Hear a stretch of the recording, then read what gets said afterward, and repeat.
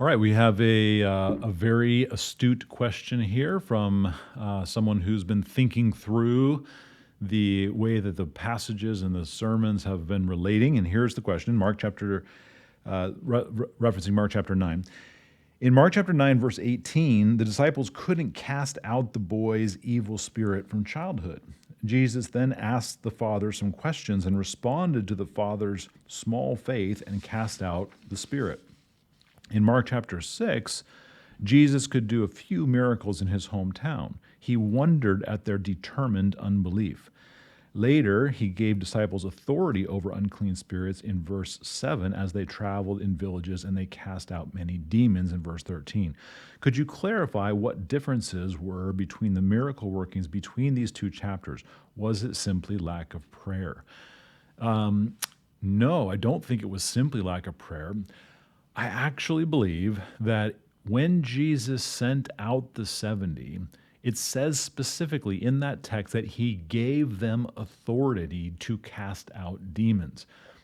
Now think about, what does that mean to give a person authority to do something? So if I tell my son, hey, listen, I want you to go to the store and pick out your favorite cereal. I'm giving you authority to do that. Okay, I've given him my money. Now he goes to the store and he picks out his favorite cereal. He has absolute permission from me and power. I've given him my credit card to pick out any cereal he wants. And when he comes back, I'm like, great, you did what I asked you to do. Right? I've taken my authority, my money, my prerogative, and given it to my son. He goes and acts on my behalf. Now, I believe Jesus has done exactly that when he sent out the 70s. So when the disciples came to people who were demon-possessed, they could say, in Jesus' name, they could do it in Jesus' name, but they could say, you leave, and the demons would listen. They had to listen because that authority had been transferred to the disciples, and they had to listen to the disciples because of the authority transferred to them by Jesus. And I think that's exactly why when that preaching tour was over, they no longer had that authority. It was a very short window. And so the disciples think, oh, I now have authority to cast out demons, and they go and try it and it doesn't work, right? So now they're reduced. The authority has been taken away, and now they're back to where they started, which is where we are today, the exact same position where we have to go to Jesus and say, Jesus, I can't cast out demons. That's in your domain. That's your prerogative. So I'm praying to you and asking you, I'm requesting of you, the one who has the authority, to do something on my behalf. I beg you. I don't have the ability to do it.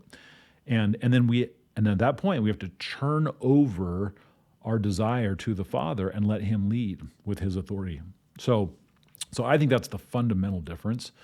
I think the reason that Jesus didn't cast out, I don't think the reason Jesus wasn't able to or didn't choose to cast or perform miracles in Nazareth wasn't because he wasn't able, or because the faith of the Nazarenes were somehow necessary for him to perform miracles. It wasn't either of those things.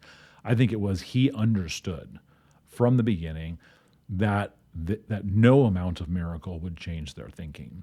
And this is the hardness of heart that's represented in Pharaoh. It's the hardness of heart that's represented in the Pharisees and Sadducees. It's the hardness of heart that's represented in the Israelites as they go through the Red Sea and watch the miracles, and then end up being drowned, or they end up hardening their heart against the God who did all those things. So hardness of heart is very dangerous, but I think that's the reason why Jesus didn't do miracles in Nazareth. So hopefully that gives you a little bit of perspective on some of those issues. Great question, though.